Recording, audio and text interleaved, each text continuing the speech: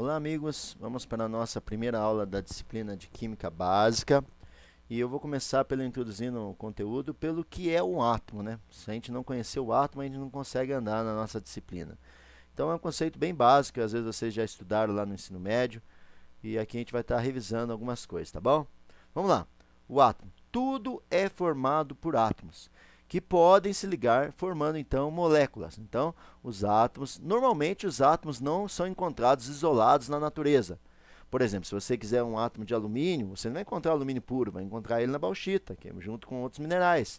Se você quer encontrar ferro no solo, não vai encontrar os ferros puros, vai encontrar ligado a outros materiais. Normalmente, os elementos químicos se encontram ligados na natureza, bem, formando moléculas. Dificilmente eles vão ser encontrados isolados na natureza. O átomo é formado por três partes básicas: elétrons, prótons e nêutrons. Isso acho que vocês já conhecem. Então, olhando aqui a imagem do átomo, nós temos o quê? Nós temos no núcleo do átomo prótons e nêutrons, e ao redor do núcleo do átomo nós temos elétrons girando. Lembrando que essa parte central é chamada de núcleo e a parte de fora é chamada de eletrosfera, camada dos elétrons. Lembrando, recordando, os elétrons têm carga negativa, os prótons têm carga positiva e os nêutrons não possuem carga. Os nêutrons ajudam a estabilizar a estrutura do átomo. Porque imagina só, se não tivesse os nêutrons, os elétrons seriam atraídos pelos prótons e assim vice-versa, por causa das cargas opostas. Mas o nêutron ajuda a estabilizar essa estrutura do átomo. Essa é uma imagem bem real de um átomo. Não é? Aqui a imagem está no tamanho de 1 Angstrom, que equivale a 100 picômetro, que equivale a 0,0000 e vários zeros, 1 metro. Quer dizer que é minúsculo, é invisível, tá bom? E nesse átomo nós podemos ver essa parte que parece uma nuvem por fora, que é a eletrosfera, porque a eletrosfera é formada por elétrons e por espaços vazios, tá bom? Os elétrons são muito pequenos, o tamanho dele é insignificante, o peso dele é quase nada. E o núcleo é a parte significativa do átomo em relação à massa, tá bom? Continuando nosso conteúdo. Então, nós podemos dizer que o que realmente tem peso, a química não gosta muito de utilizar essa palavra peso, gosta de usar matéria. O que realmente tem matéria e massa no átomo é o núcleo do átomo. Por isso, quando eu quero calcular a massa do átomo, que é a massa atômica, eu utilizo essa fórmula. Como que eu calculo a massa atômica de um átomo? Basta somar prótons mais nêutrons. Aqui está representado pela letra Z, porque o número atômico, que é a letra Z, é igual ao número de prótons. Por isso que eu posso utilizar tanto P aqui, nesse lugar do Z, quanto a letra Z. A letra Z representa número atômico, que é igual ao número de prótons, mais nêutrons. Prótons mais nêutrons é igual ao A, que é a massa, tá bom? É a representação da massa atômica. Quando eu olho na tabela periódica, em toda a tabela periódica, o número que se encontra em cima do elemento químico é o número atômico. O número atômico é como se fosse a identidade do elemento químico. Não existe outro elemento químico com o número 2. Todo elemento químico 2 é o hélio, que é o exemplo nosso aqui.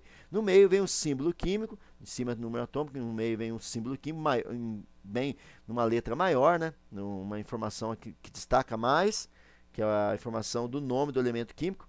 Lembrando que o nome do elemento químico ou é com uma única letra ou com duas letras, mas se for com duas letras, a segunda é minúscula, tá bom?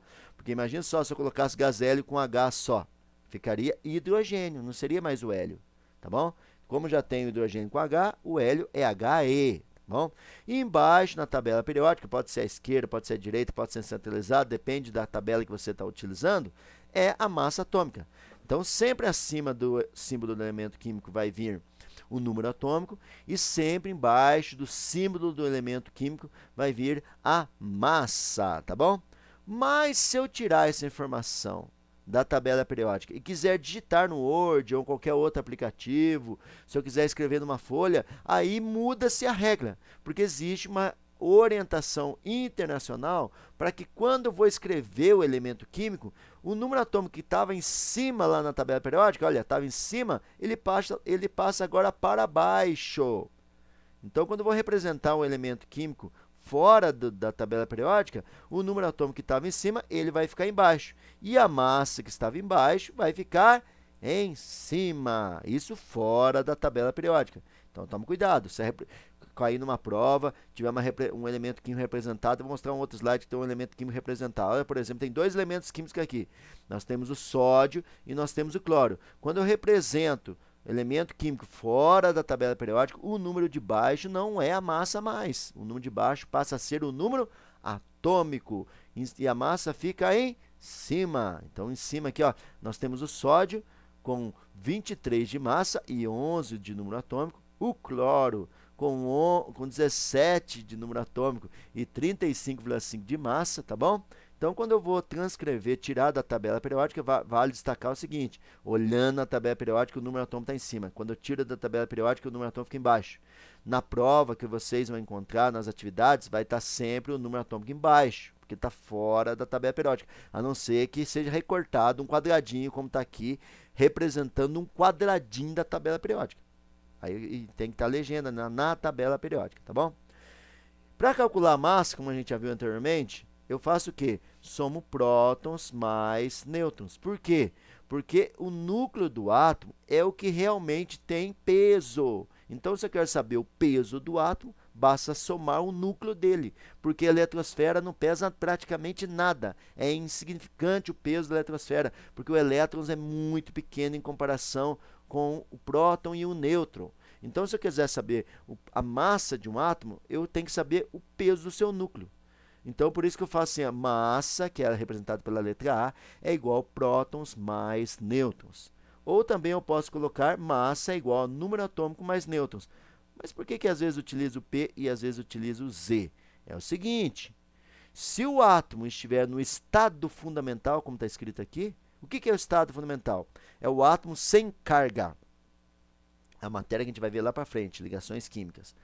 O átomo sem carga, ele tem a quantidade de prótons, ou melhor, ele tem a quantidade, o número atômico igual à quantidade de prótons. Então vamos voltar lá no gás hélio. Se o gás hélio tem 2 de número atômico, quantos prótons ele tem se ele estiver no estado fundamental? Tem 2 prótons.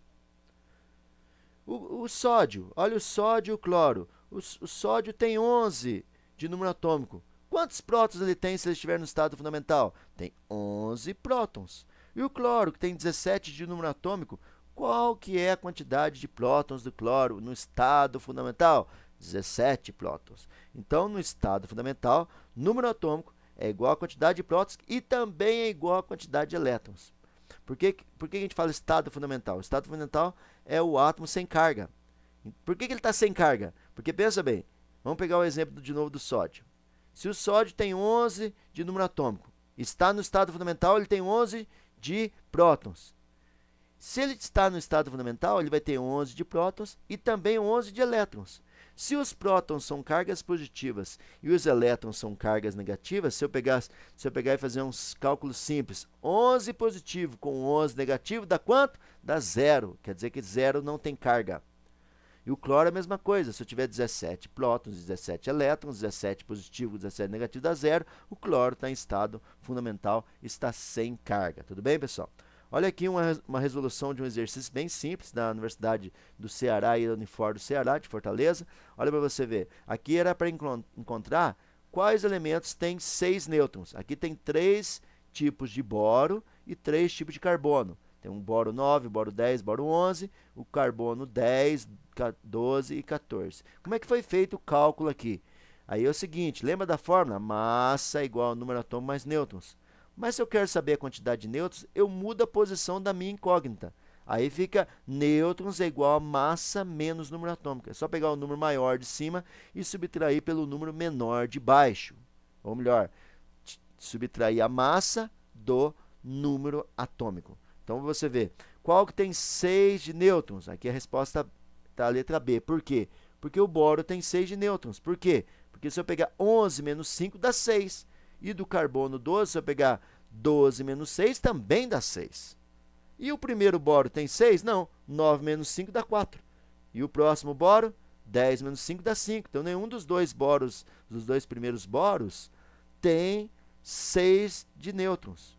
Lembrando que para calcular o nêutron, basta subtrair da massa o número atômico. Massa menos número atômico. Tá bom, pessoal? Um assunto bem básico, eu acho que vocês já devem ter visto em algum momento da vida de vocês esse assunto. Espero que tenham gostado da aula. Um grande abraço, fiquem todos com Deus.